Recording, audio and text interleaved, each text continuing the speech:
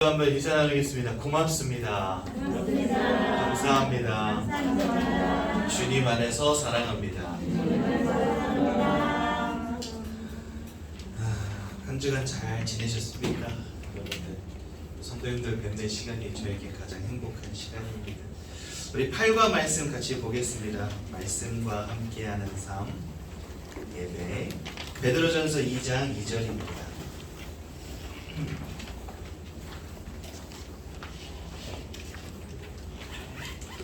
신약성경 베드로전서 2장 2절 말씀 한 절만 같이 보도록 하겠습니다. 베드로전서 2장 2절 말씀 한 절만 같이 보겠습니다.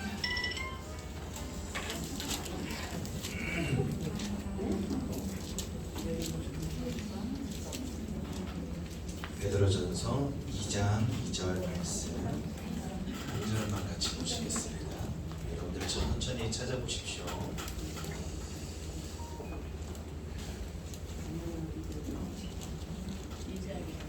네, 2장 2절입니다. 베드로전서 2장 2절 찾으신 것 같네요.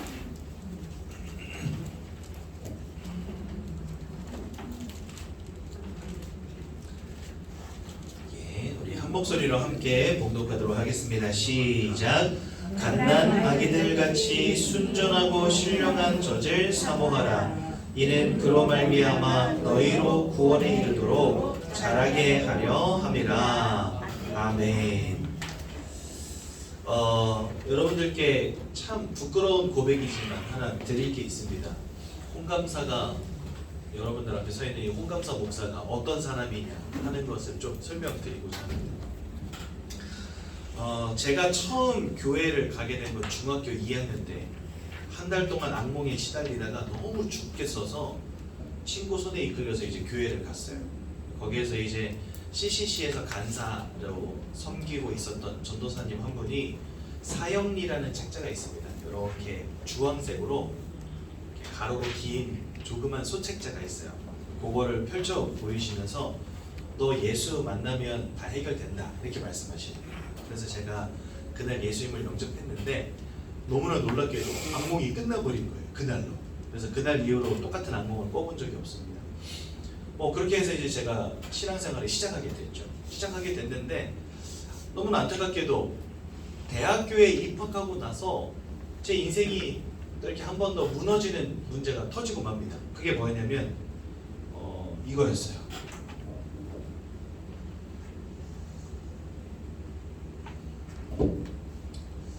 제가 이 게임 중독의 문제에 빠지게 됐어요. 제가 다닌 들어간 학과가 어디냐면 도고동문이었거든요. 중앙대학교 도고동문 들어갔는데 그때 당시에 저희 1학년이 TO가 40명이었어요. 정원이. 그 중에 남자 2명, 여자 38명. 할렐루야. 기가 막힌 과를 들어간 겁니다. 갔더니 꽃밭이라. 그래서 너무 좋았어요. 너무 좋았는데 이쁜 애들도 굉장히 많았어요. 그래서 학교 가는 즐거움이 있었는데 남자가 2명이니까 그 녀석하고 저하고 단짝이 될 수밖에 없잖아요.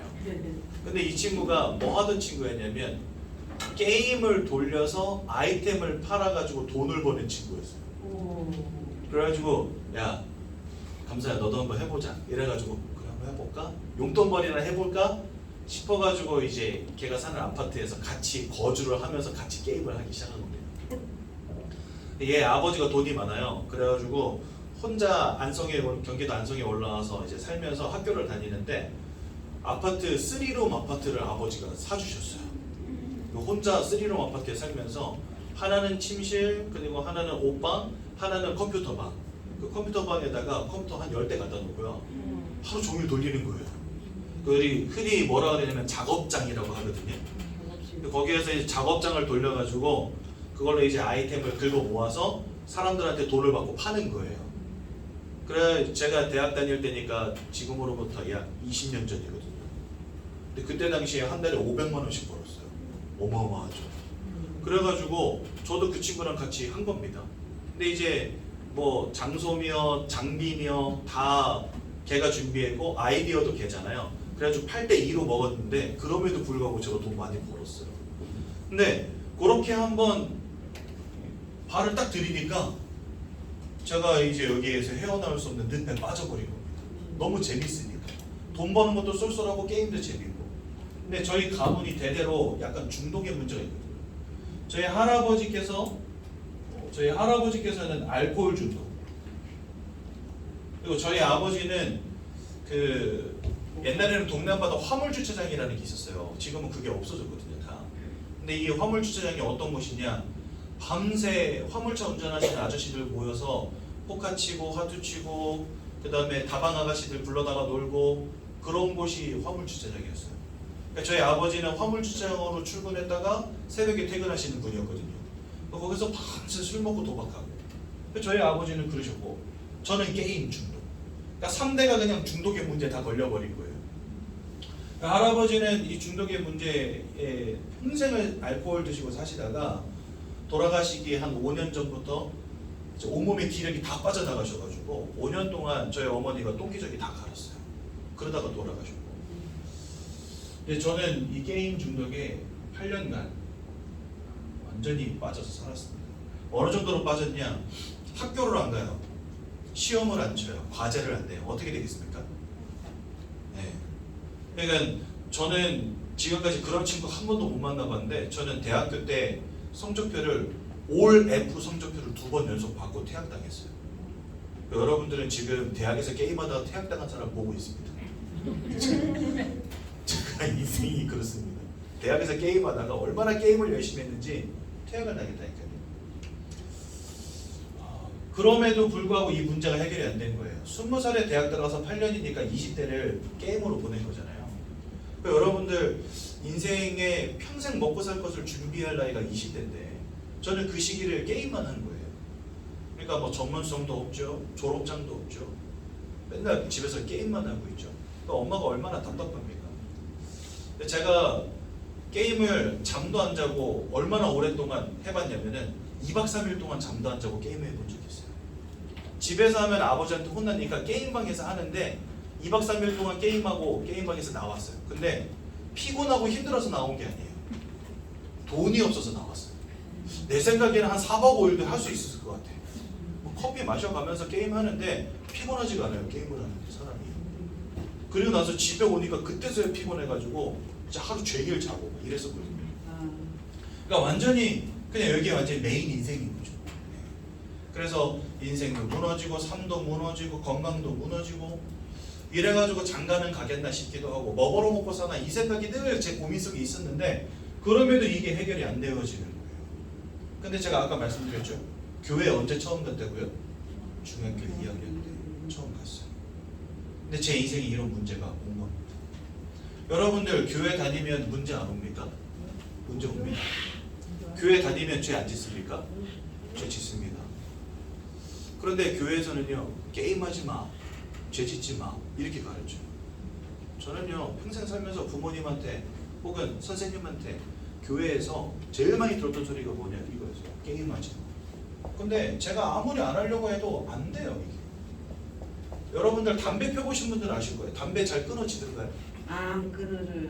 네, 안 끊어져요. 담배 안 끊어져요. 18년째.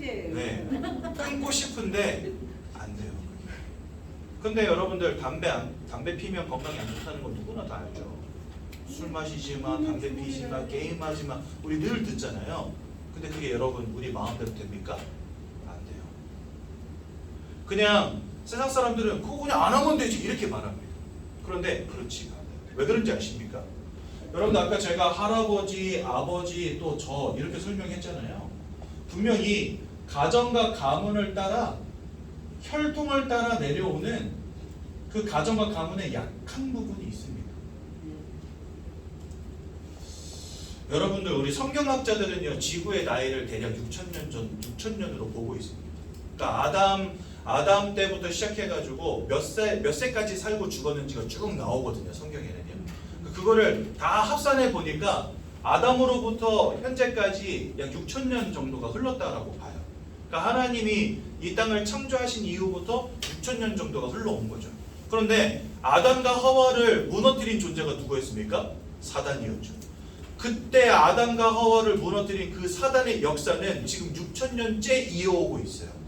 여러분들 누군가가 여러분들 인생을 무너뜨리겠다고 마음먹고 한 5년 준비했다. 그거 막아내기 쉽지 않을 거예요. 그렇죠? 내가 네 인생을 끝낼 거야 이렇게 생각하고 그때부터 여러분들의 일거수일투족 여러분들과 관련된 모든 일들 막 다 파악하고 어떻게 이 사람을 무너뜨릴까 고민하는 사람이 있다 친다면 5년만 그렇게 해도 여러분들 걷잡을 수 없이 무너질 겁니다.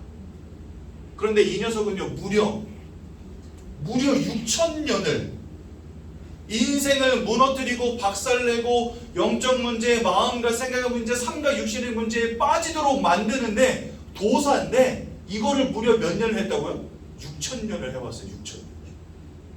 그러니까 여러분들이 지금 인생 가운데 나도 모르게 죄악 가운데 자꾸 빠지게 되고 나도 모르게 어떤 인생의 문제 가운데 자꾸 빠지게 되고 나도 모르게 뭔가 하기 싫은데 자꾸만 거기에 걸려서 넘어질 수밖에 없는 이런 상황이 지속된다? 그거 어찌 보면 당연한 겁니다. 왜냐? 여러분들의 인생을 무너뜨리기 위해서요. 여러분들의 가문을 따라 혈통을 따라 약한 부분을 계속해서 공략해 온 자가 누구냐? 사단이라니까요. 너무 쉽게 걸려드는 거예요. 저는 예수를 중학교 2학년 때 영접하여서 하나님의 자녀가 됐음에도 불구하고 이런 문제 오니까 나도 모르게 무너지더라고요. 제가 여러분들에게 말씀드리고자 하는 것이 무엇이냐? 게임하지 마, 담배 피지 마, 술 마시지 마, 죄 짓지 마. 참 좋은 말들이지만 우리에게 별로 도움이 안 돼요. 그런 말들이. 왜 도움이 안 되는지 아십니까? 내가 안 하려고 몸부림치지 않은 게 아니에요. 저는요 아침에 일어날 때마다 제가 부끄럽게도 여러분들 외아들입니다. 무녀 동남이에요. 혼자거든요. 그러니까 제가 무너지면 부모님 마음은요 덩달아 무너질 수밖에 없어요. 왜냐면 10아들이 있는데 그 중에 하나 무너져도 힘들 건데 아들 딱 하나밖에 없는 거예요. 그리고 저희 어머님이 약혼을 하신 다음에 약혼 하자마자 1톤 트럭이 치이셔가지고 30m 날아갔어요. 그래가지고 골반이 다 으스러졌거든요. 결혼 전에. 그럼 이제 평생 불구로 살아야 될지도 모른다 이런 말을 의사한테 아버지가 들으셨는데 약혼은 좀 쉽게 깨어졌잖아요. 옛날 같은 경우는 약혼 하다가도 깨지고. 근데 아버지가 결혼을 마음을 먹으신 거예요. 우리 집에서 사실 뜯어 말렸죠. 그랬는데 결혼하셨어요. 근데 병원에서 뭐라 그랬냐? 임신을 할 수 없는 몸이 됐다는 거예요. 골반이 으스러지면서 몸이 망가져가지고. 그랬는데 어떻게 제가 생긴 거예요. 그러니 부모님 입장에서는요 천하보다 귀한 아들인 거죠. 그냥 정상적인 상태에서 태어났어도 그랬겠지만 뭔가 어머니 크게 다치시고 몸도 망가진 상태에서 불임 판정 받았는데 아이가 생기니까 얼마나 귀합니까? 그러니까 저도 부모님한테 제가 어떤 존재인지를 잘 알아요. 그런데 이렇게 맨날 실망만 시켜드리고 있는 거예요. 제가 8년 동안. 그러니까 아침에 일어나가지고 거울을 뒤돌아보면서 저를 막 저주했어요. 미친놈아, 정신 나간 새끼야 이러면서 정신 차리자. 오늘은 제발 정신 차리자. 내가 이 손목을 끊으면 이거 끊을 수 있을까? 맨날 이런 생각 했거든요. 근데 정신 차려보면 또 PC방 와 있어요. 또 게임하면서 또 게임하고 있어요. 딱 마음을 먹는데 그게 3분을 못 지나가. 또 가 있는 거예요. 여러분들 여기 여성분들은 잘 모르겠지만 게임을 한번 하려면은요 컴퓨터에다가 그 프로그램을 깔아야 돼요. 제가 그것을 깔고 지우고 지금까지 아마 수천 번 했을 거예요. 저 8년 동안 수천 번 했을 거예요. 지웁니다. 결단하고 지웁니다. 근데 또 깔아요. 결단하고 지웁니다. 또 깔아요. 그러다가 제가 필리핀에 한 5년 반 살게 되면서 그곳에서 이제 제가 여러분들에게 매주마다 선포하는 이 복음 메시지지 않습니까? 그걸 들은 거예요. 평생 저거 모르고 교회 다니다가 그걸 들었어요. 그걸 듣고 또다시 제 마음속에 예수를 영접하는 시간 가졌습니다. 하나님의 은혜 주시더라고요. 그때부터 이 문제가 차츰차츰 해결이 되는 거예요. 한 번에 해결되는 게 아니고 차츰차츰 해결이 되더라고요. 옛날에는 게임 없이는 못 사는 인생이었거든요. 근데 게임이 없어도 사는 인생으로 바뀌었어요. 게임이 늘 생각났는데 게임이 인생에서 생각 속에서 자꾸 잊혀지는 거예요. 그리고 하나님의 말씀 듣는 시간이 점점 늘어나게 되고 결국은 제가 신학을 하게 되고 지금 이제 목사가 되었습니다. 제가 말씀드리고자 하는 게 뭐냐? 사람들은요 하지 마! 라는 말을 하기를 좋아하고요. 또 뭔가 의식이 있는 사람들은요, 하지 말아야지라는 생각을 하고 살아갑니다. 근데 그걸로는 안 된다는 거예요. 왜냐? 여러분들의 약한 부분을 통해서 가문과 혈통을 휘어잡고 여러분들 개개인의 인생을 휘어잡은 영적 존재가 있다는 거예요. 그 영적 존재는 여러분들의 마음속에 자꾸만 심습니다. 뭘 심냐? 죄악된 마음을 심어요. 나로 하여금 인생이 무너지도록 속여요. 그래서 여러분들, 내가 단순히 그 죄를 짓지 말아야지 하는 것은 종교입니다. 그런데 그리스도 예수로 나를 점점 채우고 영적인 힘을 누리고, 그래서 내 영혼이 살아나고 내 마음이 힘을 얻고, 나에게 와 있는 이러한 인생의 문제들을 뛰어넘을 힘을 하나님은 그리스도 예수를 통해서 여러분들에게 공급하고 채우시길 원하세요. 이게 뭐냐? 그게 바로 복음이라는 거예요. 많은 교회를 다니는 성도님들이요, 종교에 몰두합니다. 진짜 안 돼, 이러면 안 돼, 저러면 안 돼, 이거에 집중합니다. 하지만 우리는 그렇지 않습니다. 우리의 연약함을 인정해야 돼요. 그리고요, 우리의 대적이 있음을 인정해야 돼요. 그래서 사단의 권세를 꺾고 나를 소생시킬 능력을 가지신 하나님을 바라보는 시간으로 자꾸 나를 집어넣어야 되는 거예요. 어떤 분들은 죄 지으면 교회 안 와버립니다. 아이고, 나 같은 죄인이 어떻게 하나님께 나아갑니까? 굉장히 갸륵하고 멋진 신앙이죠. 그런데 여러분, 그거 아십니까? 하나님이 여러분들을 부르실 때 여러분들은 여전히 죄인이었어요. 내가 잘해서 부르신 게 아니라고요. 우리가 아직 죄인 되었을 때에 하나님께서 그리스도를 십자가에 죽이심으로 우리를 향한 하나님의 사랑을 확증하셨느니라. 이게 무슨 말입니까? 여러분들 부를 때 여러분들이 잘해서, 여러분들이 의로워서, 여러분들이 죄가 없어서 부르신 게 아니라는 거예요. 여전히 우리는 죄인이지만 그런 우리를 하나님 사랑하셨다는 겁니다. 내가 죄악된 모습 가운데 있다. 그렇다면 더욱더 하나님께 나아가야 됩니다. 내가 죄악 가운데 있었다, 또 무너졌다, 실패했다, 그렇다면 더욱더 하나님 바라봐야 되는 겁니다. 아이고, 나 어떻게, 이게 아닙니다. 나 같은 거는 주님께 못 나가요. 이거는요, 종교적인 생각입니다. 복음은 하나님께로 나아가는 거예요. 복음은 나를 살리는 거예요. 그래서 여러분들, 제가 이 복음을 깨닫고 나니까 이 문제가 저로부터 해결이 되더라니까요. 저희 아버님이 제가 듣는 이 복음을 들으시고 나서요, 술과 담배를 끊어버리셨어요. 정말 신기하게도 술과 담배를 뛰어넘어 버리셨어요. 근데 그것까지 물론 시간이 걸렸죠. 저희 아버님은 막 저기 화장실에다가 담배 한 갑, 거실에다 담배 한 갑, 자기 방에다가 담배 한 갑, 베란다에다 담배 한 갑 갖다 놓으시는 분이거든요. 왜요? 가는 곳마다 담배가 있어야 돼요. 들고 다니는 거 귀찮아요. 가 이게 있어야 돼요. 떨어지면 그거 누가 갖다 채워요? 네, 엄마가 갖다 놓는다는 얘기. 화장실에 담배 없다. 근데 안 채워놨다 그러면 여다! 그러면 엄마가 갖다. 가는 곳마다 담배가 있어요, 집에. 절대 못 끊어요. 그런데 그 담배를 끊어버리셨어요. 그 술을 끊어버리셨어요. 와, 담배 끊어, 술 끊었구나. 지금 그거 놀라라고 하는 말 아닙니다. 여러분들의 인생을 무너뜨리는 존재 있어요. 여러분들의 생각과 마음속에 자꾸만 유혹하는 존재가 있어요. 여러분들로 하여금 죄악된 인생으로 빠지게 만드는 존재가 있답니다. 그냥 내가 버틴다고 버텨지지 않는 영적 존재가 있다는 거예요. 우리가 물론 버텨내고 싸워야 됩니다. 근데 그것으로는 부족하다는 거예요, 여러분들. 그래서 종교 생활을 자꾸 지속하면 지속할수록 눌릴 수밖에 없어요. 왜 눌립니까? 안 되니까. 나는 최선을 다했는데 안 돼. 그러면 결과적으로는 어떻게 되냐면, 하나님, 나는 안 되나 봐요. 하나님께 더 나아가야 되는데 자격지심 때문에 못 나가요. 나 같은 죄인이 어떻게 하나님께, 나 같은 죄인이 무슨 자격으로 예배를 드려, 나 같은 죄인이 무슨 자격으로 헌신을 하고, 이렇게 되어버린다 이거예요. 여러분들, 그래서 여러분들 잘 아셔야 됩니다. 분명히 우리의 인생을 계속해서 무너뜨리는 존재 있어요. 그게 누구냐? 사단입니다. 이 사단은요, 6,000년이 넘는 시간 동안 인생 가운데 역사해 왔다니까요. 지금도 여러분들을 속이고 있다니까요. 그러니 거기에서 내가 나의 노력으로, 나의 열심으로, 나의 결단으로, 나의 의지로 싸워 이긴다? 어찌 보면은요, 굉장히 어려운 말입니다. 근데 종교는 자꾸 뭐라고 가르쳐요? 네가 그렇게 해야 돼! 싸워야 돼! 이겨야 돼! 안 된다는 겁니다. 그래서 우리는요, 싸워서 내가 그 그릇된 행위를 내 의지로 끊기 이전에 이와 같은 죄악의 권세가, 이와 같은 사단의 유혹이 나의 인생을 사로잡지 못하도록 하나님으로 나를 충만히 채워야 된다는 겁니다. 예배의 은혜 속으로, 말씀의 은혜 속으로, 그리스도의 능력 가운데로 날마다 들어가야 된다는 거예요. 우리 새가족 성도님들에게 많이 어려운 말일 수도 있지만, 즉 아주 간단히 말하자면 우리 인생을 자꾸 무너뜨리는 이 사단의 권세가 꺾여져 나가는 응답 가운데로 들어가야 되는데, 그게 뭐냐? 바로 예배와 말씀과 기도라는 거예요. 술을 끊는 게 중요한 게 아닙니다.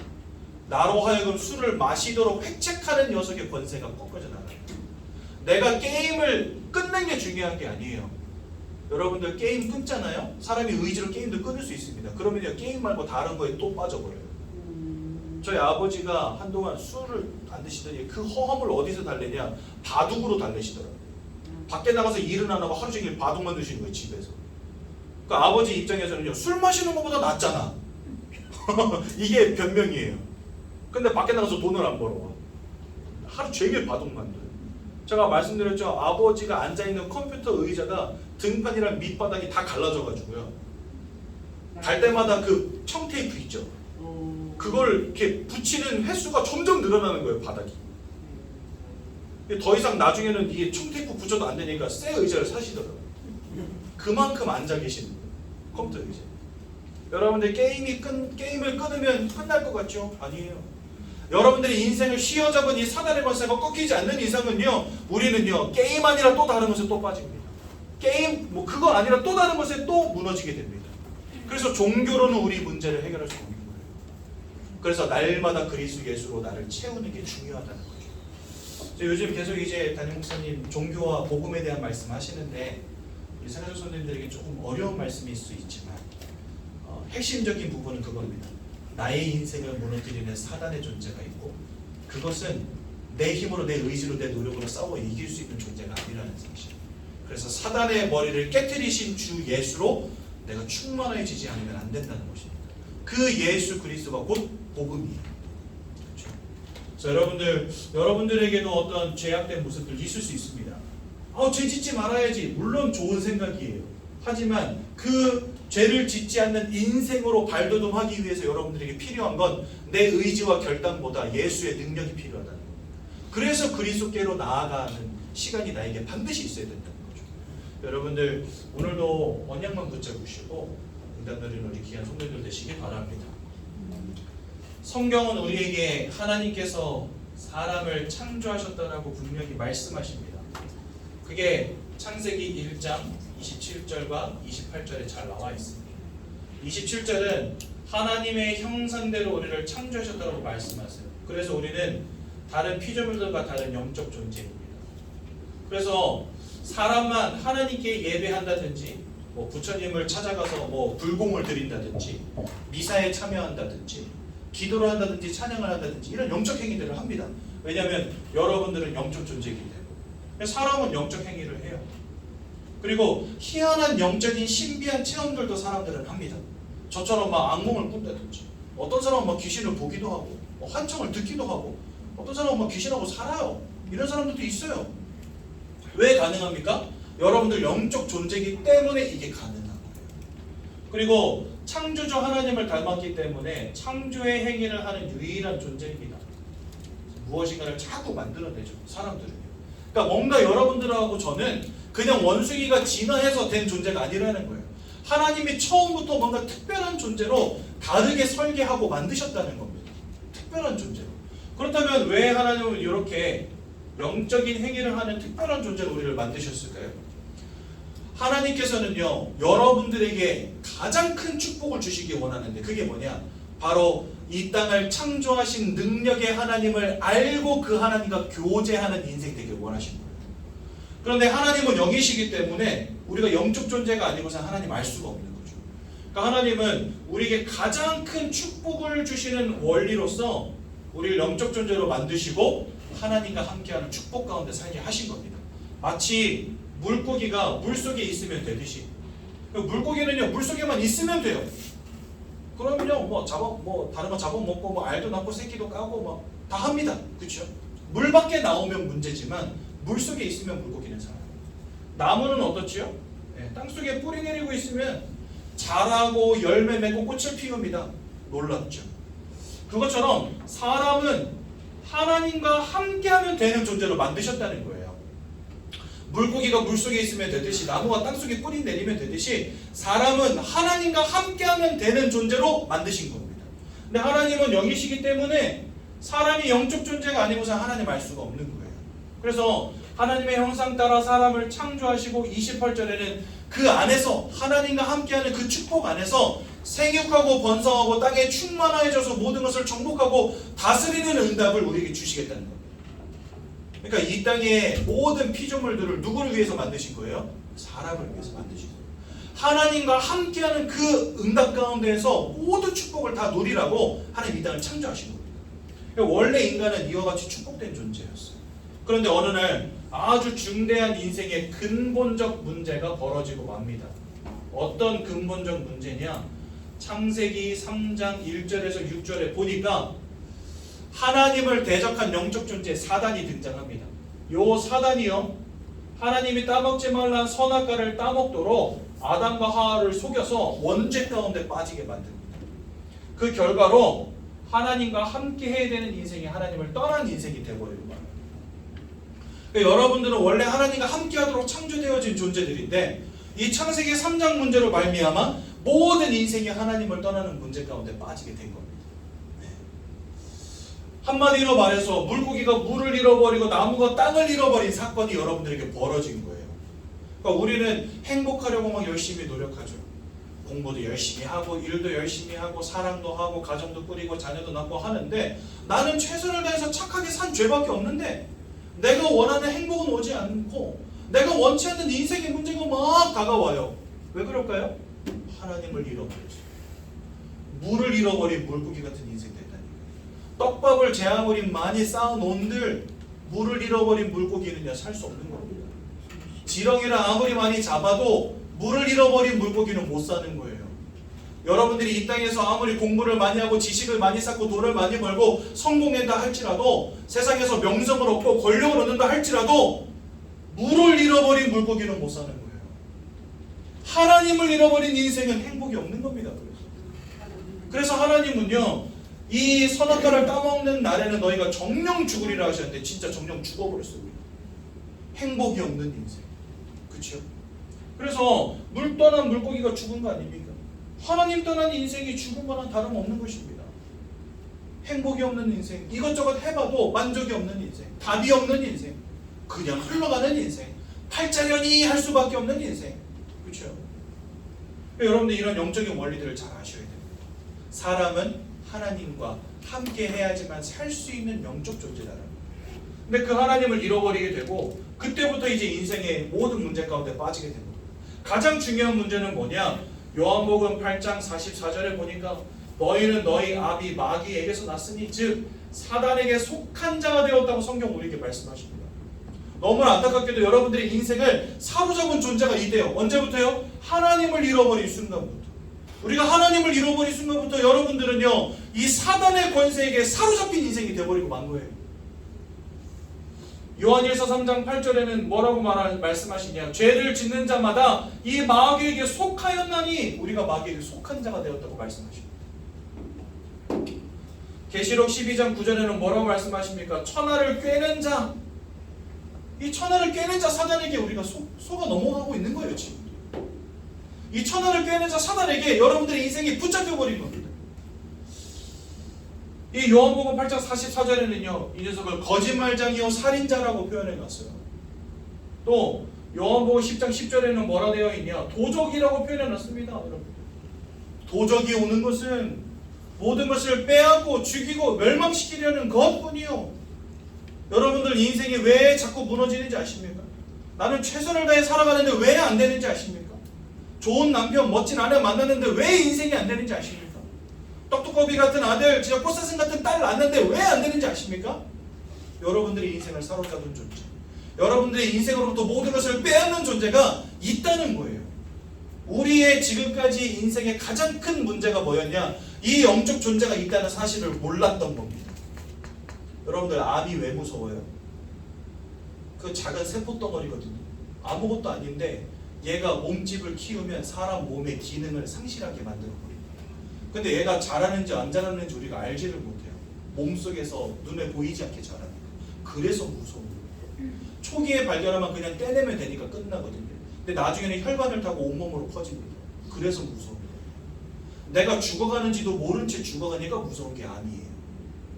여러분들 인생에서 제일 무서운 게 뭔지 아십니까?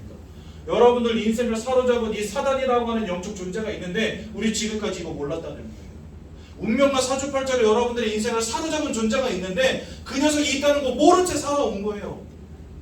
한마디로 말해서 내 몸이 암 말기로 흘러가고 있는데 그거 모른 채 살다가 이제야 여러분들 교회에 오셔가지고 아 내가 암 말기 환자였구나 깨닫게 된 거예요. 얼마나 무서운 일입니까? 그치요? 이런 영적 존재에게 여러분들의 인생이 사로잡힌 겁니다. 그러니 그 마음이 어떻게 평안하겠습니까? 그 생각이 어떻게 온전하겠습니까? 왜 정신적인 문제가 이 땅에 계속해서 오는지 아십니까? 약을 먹어도 안 되고 문화가 발전해도 안 되고 세상 얼마나 살기 좋아졌습니까? 여러분들 요즘에는 주 5일 근무제잖아요. 그치? 그러면서 막 요즘에는 뭐 휴일 같은 거, 보너스 같은 거 잘 안 챙겨주면 막 법적으로 처벌받잖아요. 그러니까 요즘 살기 얼마나 좋습니까? 주 5일 근무에다가 칼퇴근해도 되고, 그죠? 돈은 따박따박 나오고 얼마나 살기 좋아졌습니까? 캠핑족들이 생겼다잖아요. 그죠? 산으로 들로 바다로 강으로 날마다 놀러 다니면서 인생의 어떤 스트레스를 막 멋진 하늘 보면서 멋진 산을 보면서 바다를 보면서 막 푸는 그런 시대. 그렇죠? 문화 즐길 거리 여러분들 얼마나 많습니까? 핸드폰만 열어도요 영화며 음악이며 뭐 안 나오는 게 없어. 그렇지 않아요 여러분들? 옛날처럼 뭐 하나 보려면 막 표 끊어가지고 차 타고 가서 볼 필요가 없어요. 이제는 핸드폰으로 다 봐도 돼요. 얼마나 세상이 좋아졌습니까? 근데 왜 인생의 마음의 문제는 해결이 안 될까요? 네. 왜 인생의 마음과 생각의 문제는 해결이 안 될까요? 세상은 이렇게 좋아집니다. 옛날에 보릿고개 시절이 있다 하지만 저도 가끔 영동 타고 이렇게 막 대관령 넘어가면 이야 진짜 옛날에는 여기를 어떻게 사람이 걸어서 넘어갔을까 싶더라고요. 근데 거기를 우리 지금 차 타고 1시간이면 넘어가잖아요. 옛날에는 거기를 한번 넘어가려면 뭐 며칠을 넘어가야 되는데 그렇게 힘들게 살던 시절이 다 지나갔는데 그죠? 아니 어떤 꼬맹이가 그 얘기 하더라고요. 옛날에 뭐 우리 할머니 할아버지 시대에는 밥 많이 굶어서 그러면 에이 라면 끓여 먹으면 되지. 애들은 그렇게 생각해요. 지들이 배를 골아본 적이 없으니까. 옛날에 막 나무 뿌리 막 그다음 나무 껍데기 이렇게 까내가지고 먹고 여러분들 제가 얼마나 촌놈인지요. 저 어렸을 때 그 동네 소나무 껍데기 이렇게 까진 거 보고 자랐던 사람이에요. 제가. 올해 43밖에 안 됐는데 그랬습니다. 그러니까 그게 별로 먼 시대도 아닌데 요즘 애들은 몰라요. 보릿고기가 뭔지. 저희 집에서 어머니가 밥을 하는데 가마솥에다가 밥을 하셨거든요. 아궁이 불 때가지고 무슨 선사시대 이야기하는 것 같죠. 근데 제가 그렇게 살았어요. 아궁이 불 때가지고 솥단지에다가 이제 밥을 하시는데 보리쌀 잔뜩 넣고 가운데다가 쌀만 한 줌 딱 놔요. 그럼 그 쌀은 누구 거냐? 할아버지 드실 거. 나머지 꽁무리밥은 우리 식구들 다 나눠 먹는 거예요. 저 꽁무리만 먹고 살았습니다, 여러분. 근데 요즘 애들 그거 알아요, 몰라요? 보리밥은 식당에 가서 고추장에 비벼 먹는 게 보리밥인지 알지 주식이라고 여기는 애들 아무도 없어요. 네, 보릿고개 다 지나갔습니다. 그런데 여러분들 인생 편해졌나요? 오히려 마음과 생각의 문제로 고통당하는 사람들의 숫자는 점점 늘고 있어요. 세상은 점점 좋아지는데 왜 인생은 안 됩니까? 인간이 영적 존재인데 백날 좋은 거 쌓아놓고 좋은 건물 쌓아 올린데 그거 아무 소용없다니까요. 하나님을 잃어버린 인생은 하나님을 만나야지 돈 번다고 되는 게 아니라는 겁니다.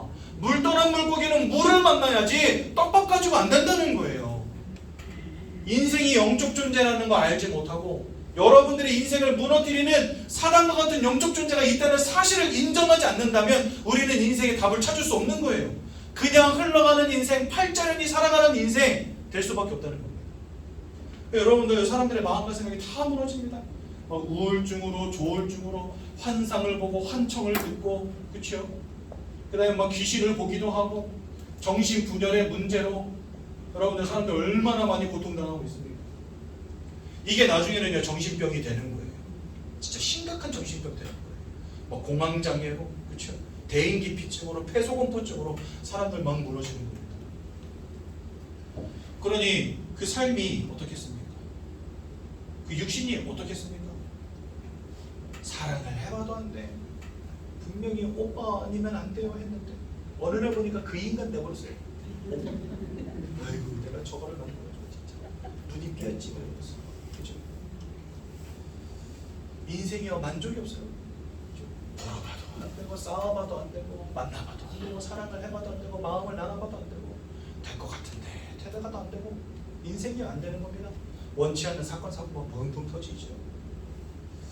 이러다 보니까 가정들이 다 이혼하고 자녀들은 무너지고 사람들 막 자살하고. 여러분들 요즘 시대를 보십시오. 진짜 바람잘 날이 없잖아요. 그죠? 와 어떻게 저런 일이 벌어지나 싶은 일들이 막 맨날 뻔뻔뻔 터지잖아요. 옛날에는요 그런 일 한번 터지면 사람들이 막 깜짝깜짝 놀라서 어이구 야 어떻게 이런 일이 벌어졌냐. 근데 요즘에 사람들 별로 놀라지도 않아요. 왜요? 어제도 터지고 그제도 터졌고 내일도 터질 거예요. 맨날 터지니까 이제는 별 감흥도 없어요 사람들이. 여러분들 우크라이나 러시아 전쟁 터졌잖아요. 사람들 막 죽어가고 있는데 그것 때문에 눈물 흘린 사람 있습니까? 옛날 같아 보세요. 어떻게 전쟁 터졌대 큰일 났어 막 이랬을 거예요. 근데 요즘에는 거기 싸운대 죽었대 끝. 왜 그런지 아십니까? 세상이 점점 삭막해지고 무너지고 인생의 문제는 더해지는데 해결할 방법은 없고. 왜 그렇다 생각하십니까 여러분? 남편 잘못 만나 그렇습니까? 부모님을 잘못 만나 흙수저라서 그렇습니까? 아니라는 거예요. 벌어봤지만 안 돼요. 성공해봤지만 안 돼요. 세상에 증거하지 않습니까? 인간이 영적 존재인데 내가 영적 존재라는 거 이거 모르고 살아요 사람들은. 그러니 무너질 수밖에. 고통으로 가득 찬 인생, 근심하며 살아갈 수밖에 없는 인생, 걱정하며 살아갈 수밖에 없는 인생. 그러니 부어라 마셔라 할 수밖에 없는 거죠. 중독의 문제에 빠질 수밖에 없는 거죠. 도박과 같은 문제에 빠질 수밖에 없는 거죠. 딸 팔아가면서 집 팔아가면서 여러분들 사람들 도박합니다. 문제 아닙니까 진짜? 완전히 무너진 인생. 그럼 여러분들 사람들이 뭐 할 수밖에 없어요? 이거 할 수밖에 없는 거예요 우상숭배. 왜요? 인생이 낙이 없어요. 인생이 기쁨이 없어요. 안 되는 건 투성이라. 그러니까 뭐라도 붙잡고 싶은 거예요. 왜? 사람은 영적 존재이기 때문에 영적인 것을 찾는 본능이 있다니까요. 그래서 이 우상들을 찾아가는 겁니다. 아니 설마 삶은 돼지머리가 우리 인생 진짜 축복하겠습니까? 근데 대학 나왔다 하는 분들이 박사학위 받았다는 분들이 이거 하고 있어요. 왜 그렇습니까? 영적 존재라니까요. 영적 존재. 제 아무리 고상해 보십시오. 영적 존재이기 때문에 찾아갈 수밖에 없다니까요. 국회의원들 같이 진짜 네임밸류가 있는 분들은요 사회적인 그 시선이 있기 때문에 드러내놓고 못 갑니다. 하지만 뒷구멍으로는요 더 크게 굿하는 사람들이 이런 사람들이에요. 왜 그럴 수밖에 없죠? 그렇게 성공했는데 돈 버는 거 아쉽지 않을 건데 왜 합니까? 인생이 고단하다 힘들어. 그죠? 우상숭배 할 수밖에 없는 인생. 귀신을 따라가고 귀신을 섬기고. 고린도전서 10장 20절에 보니까 대저 이방인들이 하는 제사는 귀신과 교제하는 것이니라. 사단에게 사로잡힌 인생 된 것도 억울해 죽겠는데 불행 막아보겠다고 했던 모든 우상숭배들이요 결국은요 귀신과 교제하는 거예요. 저는요 우상숭배 빡세게 한 집안 치고 멀쩡한데 본 적이 없어요. 진짜 지금까지 거의 한 15년 가까이 전도 현장에서 전도했거든요. 진짜 수백 명의 사람들을 만나서 복음 전하고 그들의 인생의 이야기를 듣고 했어요. 저는 우리 집만 그런 줄 알았어요. 어쩜 이렇게 쫄딱 망할 수밖에 없나. 우리 집을 보면서 그 생각을 많이 했거든요. 내 이야기가 아니더라고. 목사님 집도 그래요? 우리 집은 쫄딱 망했어요. 목사님 집도 그래요? 우리 집은 완전 망가졌어요. 이런 사람들이 세상에 가득 찼더라고요. 저 깜짝 놀랐습니다. 여러분 이거 남의 이야기가 아니라는 거예요. 우상숭배한 가정치고요 온전한 데가 없더라니까요. 야 진짜 제가 지금 만나고 있는 성도님 한 분은요 그 큰 누님 작은 누님 본인까지 다 귀신을 보고 다 정신병원 들락날락 했던 분들이에요. 근데 지금 큰 누님하고 그분 그 두 분이 저희 교회 아주 잘 다니고 있어요. 작은 누님은 먼데 살아가지고 아직 교회 안 다니고 있는데 이분들이 싹 치유됐어요. 얼마나 심각했냐. 제가 그 집에 그 큰 누님 댁에 갔더니 이 큰 누님이 제가 딱 와서 앉아있는데 갑자기 벌떡 일어나요. 벌떡 일어나더니 저분이 벌떡 일어나니 움찔했죠. 근데 갑자기 이분이 벌떡 일어나더니 화장실로 쭉 가시는 거예요. 그래서 소변 보러 가셨나 보다. 그런데 갑자기 그 화장실 실내화 있잖아요. 그걸 딱 들고 오더니 제가 앉아있는 책상에다 딱 올려놓으시는 거예요. 뒤로 물러서더니 막 절을 해요. 예배 드리고 있는데 그래서 막 뒤로 넘어지고 전까지. 지금 교회 잘 다니십니다. 여러분들, 우리가 영적 존재라는 거 인정하는 것에서부터 우리 인생의 답이 보이기 시작해요. 여러분들 인생에 와 있는 수많은 문제들 가운데 사단이 개입했다는 사실을 인정하는 순간부터 여러분들은 인생의 행복을 찾을 수 있을 겁니다. 근데 이게 안 되어지잖아요? 그냥 흘러가는 인생인 거예요. 그러려니 하고 사는 인생 되는 거예요. 우선순례, 여러분들 그 가문이 어떤 가문이냐? 대순진리회를 대대로 믿어온 가문이에요. 우선순례 빡시게 한 곳이에요. 다 귀신 들림의 문제가 버렸어요. 여러분들 제사, 고사 이런 것들 지속하잖아요. 무당들 불러다가 푸닥거리 하는 거 지속하잖아요. 가정과 가문에 반드시 오한지고 오게 됩니다. 그냥 해결되어지지 않는 문제들이 반드시 오게 돼요. 귀신이 보이고 들리는 문제 오게 됩니다. 저는요 너무나 많이 확인했어요. 현장에서. 왜냐? 사람은 영적 존재이기 때문에 영적 행위를 하는 곳에 영적 존재가 역사합니다.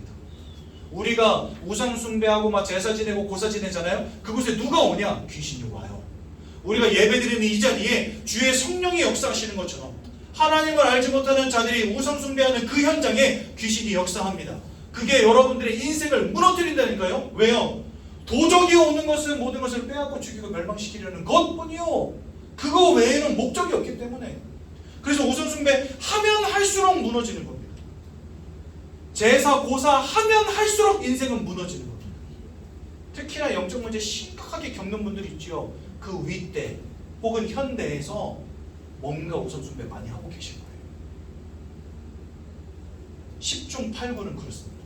진짜 그렇습니다. 여러분들, 제가 하는 말을 농담으로 여기지 마십시오. 현장에서 많은 사람들을 만나면서 제가 발견한 부분들이에요. 이렇게 살다가 나중에 죽어서는 어떻게 됩니까? 히브리서 9장 27절. 사단 마귀에게 속한 이 문제가 해결되어지지 않는다면 그 끝은 지옥입니다. 여러분들, 제가 말씀드렸죠. 천국은 누가 가냐? 하나님께 속한 자가 가는 것이 천국이에요. 지옥은 누가 가냐? 마귀에게 속한 자가 가는 것이 지옥입니다. 그러므로 우리는요, 마귀에게 속하여 있는 이 소속의 문제를 빨리 하나님께로 적을 옮기는 게 중요한 거예요. 호적을 변경해야 되는 겁니다. 근데 호적이 변경되어지지 않은 사람들은요, 그 끝이 어디냐? 지옥인 거예요. 착하게 살았냐 못되게 살았냐 그게 기준이 아니라니까요. 여러분들의 처음 시작이 이미 멸망으로부터 시작이기 때문에 거기서 건짐 받는 것 자체가 구원인 것입니다. 네. 그래서 여러분들 이 지옥과 천국의 문제, 구원과 심판의 문제를 잘 이해하셔야 돼요. 우리의 출발선이 뭐였다고요? 네, 지옥입니다. 우리의 출발선이 멸망입니다. 우리의 출발선이 심판입니다. 거기에서 빠져나오면 감사한 거예요. 빠져나오지 못한다면 그 속에 여전히 있는 겁니다. 그런데 여러분들의 인생을 이 지옥행 열차에 붙잡아두는 존재가 있다니까요. 그게 누구라고요? 그게 사단이라는 거예요. 내 열심으로, 내 의지로 이 사단의 벌새를 꺾고 빠져나올 수 없기 때문에 하나님이 꺼내 주셔야 돼요. 그래서 착하게 살아서 천국 가는 게 절대 아니라는 겁니다. 내가 착하게 산다고 이 멸망행 열차에서 빠져나올 수 없다는 거예요. 여러분들의 인생을 사로잡은 사단의 소나기에서 빠져나올 수 없다는 겁니다. 그래서 우리는 누가 필요한 거예요? 이 사단의 권세를 깨뜨리신 주 예수가 필요한 겁니다. 네. 그렇죠. 그러니 나한테로 와, 그럼 구원받아, 이런 말 하는 정신 나간 인간들 있잖아요.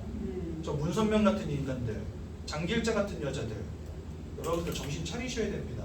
그 사람들 여전히 이 속에 있는 사람들이에요. 그 사람들. 모든 사람이 죄를 범하였으면 하나님의 영광이 이르지 못한다 말씀하셨거든요. 장길자도 사람 중에 하나입니다. 문선명이도 마찬가지고요. 지금 신천지 누구면 이만희 그 인간도 마찬가지입니다. 똑같아요. 하나도 예외가 없어요. 주 예수 외에는 사단의 권세를 깨친 구원자가 없다니까요. 근데 이 사람들 다 뭐라고 말하죠? 나한테로 와, 그러면 구원받을 수 있어. 말도 안 되는 소리 하는 거죠. 더 큰 문제는 뭐냐? 여러분들이 후대도 여기서 자유로울 수 없다는 것입니다. 그러니 우리의 힘으로, 노력으로, 열심으로 절대로 해결할 수 없는 이런 문제 가운데 있는데 종교는 뭐라 가르쳐요? 착하게 살면 돼. 죄 안 지으면 돼 이렇게 가르친다는 거예요. 아주 좋은 말들입니다. 여러분 우리는 착하게 살아야 됩니다. 죄 안 짓고 살아야 됩니다. 근데 그게 답이 될 수 없다는 거예요. 우리에게. 그렇죠? 그러므로 내 힘으로 내 노력으로 내 열심으로 되어지지 않기 때문에 누가 이 땅에 오십니까? 하나님이신 예수님이 직접 사람의 몸을 입고 이 땅에 오십니다. 빌립보서 2장에 보니까 그는 근본 하나님의 본체시나 하나님과 동등됨을 취할 것으로 여기지 아니하시고, 즉 이분은 하나님의 본체시고 하나님과 동등된 분이시라는 거예요. 그런데 스스로를 낮췄대요. 그러니까 자기 스스로가 결단했다는 거죠. 하나님 아버지의 뜻을 따라 자기 스스로 결단하셨다는 겁니다. 뭐를요? 이 땅에 오기로. 그래서 종의 형체를 입고, 종의 형체가 무엇입니까? 사람. 사람의 몸을 입고 이 땅에 오셔서 죽기까지 복종하셨으니 어디에 복종했다는 겁니까? 예수를 죽여서 구원을 이루겠다고 하는 하나님의 계획에 복종하셨다는 겁니다. 복종하심으로 십자가에 죽으셨습니다. 돌아가신 지 사흘 만에 부활하셔서 우리를 구원하신 하나님임을 증거하신 것입니다. 즉 예수님은 하나님이심에도 불구하고 이 땅에 오셨어요. 왜 오셨을까? 왜 예수님이 오셨을까요? 내가 갈 수 없으니까. 정답은 그겁니다. 내가 하나님께로 갈 수 없으니까. 사단에게 붙잡혔기 때문에. 나는 죄악된 신분이기 때문에. 하나님을 떠나 방황하는데 영적인 눈이 가리워서 하나님을 볼 수 없기 때문에. 고린도서 4장 4절에 뭐라 하시죠? 이 세상의 신이 사람의 마음을 혼미케 하여 하나님의 형상이신 예수 그리스도의 영광의 광채를 보지 못하게 했다 이렇게 되어 있어요. 우린 볼 수 없어요. 하나님을. 근데 어떻게 찾아갑니까? 사단에게 붙잡혔어요. 어떻게 찾아갑니까? 죄악의 문제에 붙잡혔어요. 어떻게 하나님께 나아갑니까? 우리는요 무슨 수를 쓰서라도 여기에서 빠져나올 수 없는 상태라는 거예요. 그러니 내가 갈 수 없으니까 하나님이 오셔야 돼요. 왜요? 하나님이 세상을 이처럼 사랑하사. 하나님은 여러분들 너무 사랑하십니다. 죄악 가운데 멸망 가운데 사망 가운데 있는 것을 눈뜨고 볼 수 없습니다. 그래서 여러분들 구원하셔야 돼요. 근데 여러분들이 못 오니까 하나님이 오신 겁니다. 무슨 말인지 이해가 되십니까? 우리가 아직 죄인 되었을 때에 여러분들이나 저나 여전히 죄인인데 그런 우리를 구원하시기 위해서 주님이 십자가에서 죽으신 겁니다. 하나님이 그렇게 여러분들을 향한 사랑을 확증하셨느니라. 하나님이 여러분들을 향한 사랑을 확증하는 방법이 뭐냐? 자기 아들을 십자가에 죽여버린 거예요. 그게 아니면 우리가 하나님께로 갈 수 없으니까. 그러니까 하나님이 우리를 직접 찾아오신 겁니다. 종교는요 우리 보고 가래요. 구원으로. 우리 보고 저 부처가 되래요. 우리 보고 구원의 축복 가운데로 들어가래요. 어떻게 해요? 착하게 삶으로, 선행을 쌓음으로, 뭡니까? 불경을 외움으로, 죄와 싸움으로, 고행을 함으로 가래요. 가지겠습니까 여러분들 이 상태에서? 가지겠습니까? 여러분들이 인생의 문제를 사로잡은 이 운명과 사주팔자의 문제에서 가지겠냐고요? 안 되는 거죠. 그래서 종교는 안 되는 겁니다. 기독교는 종교가 아니고 생명 그 자체다. 말씀드린 이유가 뭡니까? 우리가 가는 게 아니고 생명이신 주님이 우리에게 와주셨어요. 그러니 이게 종교와 복음의 차이입니다. 이 주님이 오셔서 세 가지 일을 하셨습니다. 요한일서 3장 8절에 보니까 죄를 짓는 자마다 마귀에게 속하였나니 이 죄악 가운데 있는 자들마다 마귀에게 속하여 있대요. 저는 처음부터 범죄함이니라. 그러니까 우리는 마귀에게 속한 자들입니다. 그렇죠? 하지만 아들이 나타나신 것은 마귀가 하는 모든 일을 멸하기 위함이니라.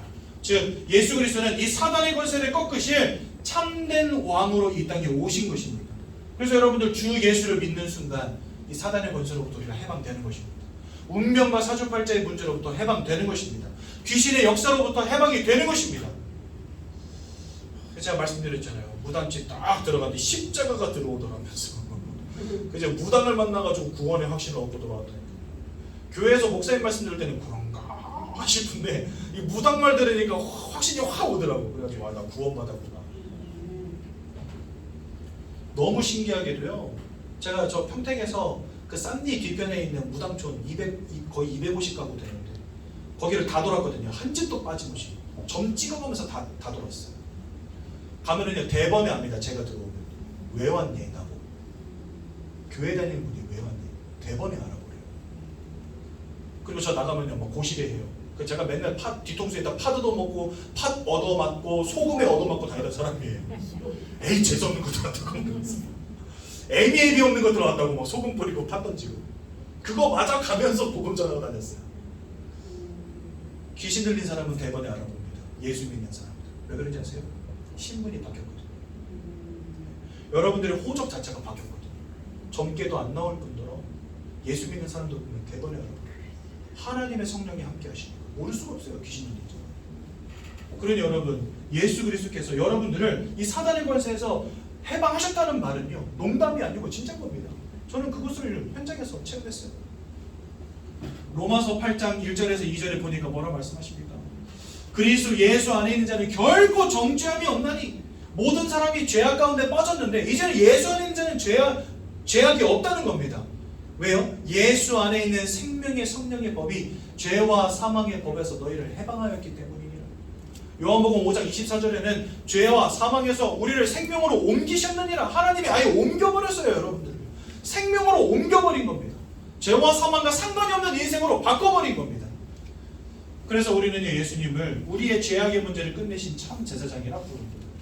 또 세 번째로 요한복음 14장 6절에 보니까 내가 곧 길이요 진리요 생명이니 나로 말미암지 않고는 아버지께로 올 자가 없느니라. 다 하나님 떠나 있는데 우리 하나님 만나야 되는데 예수가 아니고서는 하나님께로 갈 수가 없다는 거예요.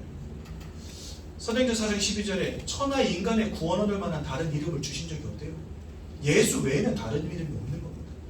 그래서 제가 한번 되게 궁금한 게 뭐냐면 장길자, 이만희, 안산홍, 정명석 이런 사람들 다 모아놓고 청문회 한번 하면 좋겠어요. 도대체 누굴 믿어야 구원받냐? 이단들 다 모아놓고 한번 해보고 싶어요. 참 재밌을 것 같아요. 그죠? 천하 인간의 구원 얻을 만한 다른 이름을 주신 적이 없다. 이단들뿐만이 아닙니다. 이 땅에 수많은 종교들, 수많은 신들이 있지 않습니까? 뭐 알라신이니, 뭐 부처니 하는 이 땅에 예수 외에는 구원 얻을 만한 다른 이름을 주신 적이 없어요. 그리고 이러한 우리의 영적인 원리와 영적인 상태를 안다면 예수가 오직으로 발견될 수밖에 없는 겁니다. 그렇죠? 그래서 예수님은 하나님을 만나는 유일한 참 선지자가 되십니다. 이 주님이 2000년 전에 이 땅에 사람의 몸을 입고 진짜 오셨습니다. 여자의 몸을 통해서 태어나셨거든요. 왜냐? 아담의 후손은 다 원죄 가운데 태어나요. 예수님은 아담의 후손이 아닌 아담과 상관이 없는 몸으로 이 땅에 오셔야 돼요. 그래서 남자와 여자가 성관계를 통해서 이렇게 생겨난 아이가 아닌 여자 처녀의 몸에 성령이 잉태되어서 아빠의 피를 혈통을 잊지 않은 인간으로 이 땅에 오셔야 죄 없는 몸으로 오실 수 있는 겁니다. 그래서 하나님이신 예수님이요 죄 없는 몸으로 이 땅에 오셔야 되다 보니까 처녀의 몸을 빌려서 오신 거예요. 그분이 바로 누구예요? 마리아. 이 마리아를 통해서 이 땅에 오신 거예요. 그렇죠? 이 땅에 오셔서 죄 없는 몸으로 오셔서 이제 자기의 몸을 우리를 위한 대속 제물로 내어주셔야 되니까 이분은 이 땅에 왜 오신 겁니까? 죽으러 오신 겁니다. 그래 당연히 십자가에 돌아가셔야 되는 거예요. 그래서 주님은 죄 없는 몸으로 육신을 입고 이 땅에 오셨고 십자가에서 돌아가셨어요. 근데 돌아가신 다음에 사망을 이겼다는 증거로 부활하셔야 되잖아요. 그래야지만 저와 여러분들에게 영생을 나누어 주실 것 아닙니까? 그러니까 주님은 돌아가신 지 3일 만에 부활하신 것입니다. 그렇죠? 그러니 주님의 동정녀 마리아 탄생 사건, 십자가 사건, 부활 사건 이 세 가지가 역사적으로 일어나지 않았다면 주님은 구원자가 아닙니다. 그러므로 주님의 동정녀 탄생 사건과 부활 사건은 반드시 역사적으로 일어난 사실이어야만 해요. 그러지 않는다면 이분은 그리스도가 아닌 것입니다. 그래서 우리는 주님의 동정녀 탄생과 주님의 부활을 믿습니다. 그 속에 구원이 있기 때문에. 여러분들 예수님이 이 땅에 오셔서 죽으시고 부활하셨어요. 그래서 예수님은 우리 누구라고 부릅니까? 바로 그리스도라고 부르는 것입니다. 그래서 예수가 그리스도가 되신 것입니다. 예수는 그리스도의 이름이고 그리스도는 예수가 하신 일입니다. 그리스도로서 사단의 권세, 죄악의 문제, 하나님 떠난 문제를 끝내셨습니다. 그 주님을 믿고 마음에 영접하는 자들마다 하나님의 자녀가 되는 것입니다.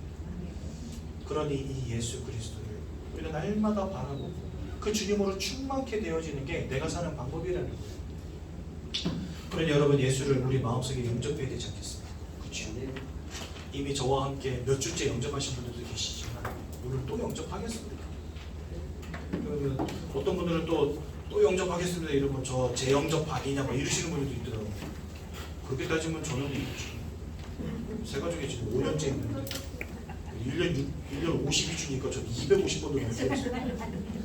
여기서는 250번이지 밖에 나가가지고 매주마다 사람들 만나가지고 또 영접기도 하거든요. 그렇게 따지면 저는요 진짜 지금까지 1,500번도 더 했을 것 같아요. 영접기도. 저는 제제제제제제제 영접합니다.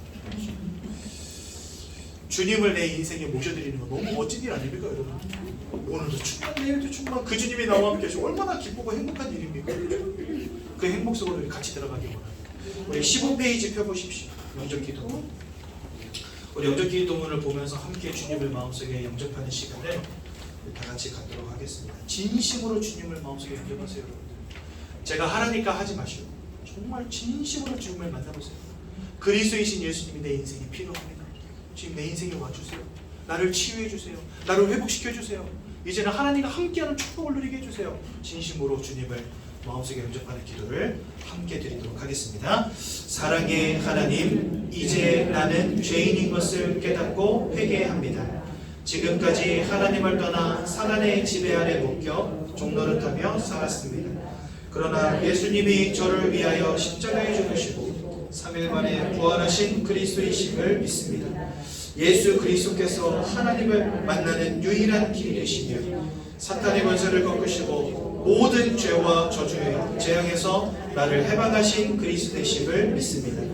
지금 이 순간 내 마음의 문을 열고 예수님을 나의 구주로 나의 주인으로 내 마음에 영접합니다. 나를 구원해 주심을 감사드립니다. 앞으로 하나님의 말씀과 뜻대로 살겠습니다.